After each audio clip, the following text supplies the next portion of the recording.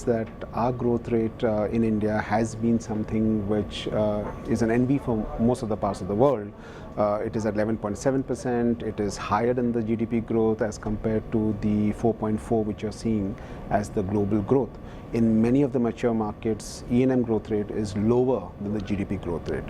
What is interesting though in India is how over the last couple of years, what I call non-linear platforms like OTT and gaming have also gained significant traction. So in absolute terms, they do not compare really with the overall traditional media, but the growth rate and the interest that we are seeing clearly is something which shows that there is potential for it. I did also talk about newspaper in the Indian context is because it continues to be an antithesis to what is happening in the rest of the world. The rest of the world newspapers are decreasing or declining by 2.4%.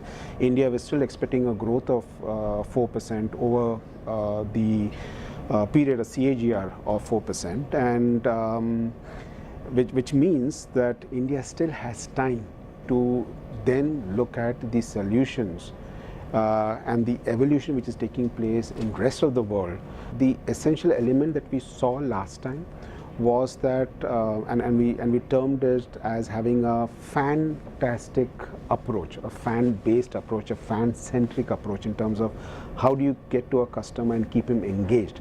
And I think what has happened over the last 1 year has deepened that philosophy. And really this whole thing of direct to consumer is the trend that we are seeing that most of the business models are going to migrate to. Okay, it is not sufficient to get that, but it is also important in terms of how you're going to keep that consumer sustained and engaged as far as you are concerned, and what is that they're going to put in place to be able to have that happen. So I think that aspect has in fact deepened over the last year. As far as segments are concerned, clearly when you do a 5-year forecast, you don't see that much changes and evolutions which take place. We haven't seen anything significant happening on a regulatory front, which sometimes then spikes a particular segment in some manner. So that hasn't happened so far. So the trends have been generally in the same direction. I think last year we had globally forecasted a 4.2, and for India it was 10.8. That has moved up on account of it going to 4.4 and 11.7.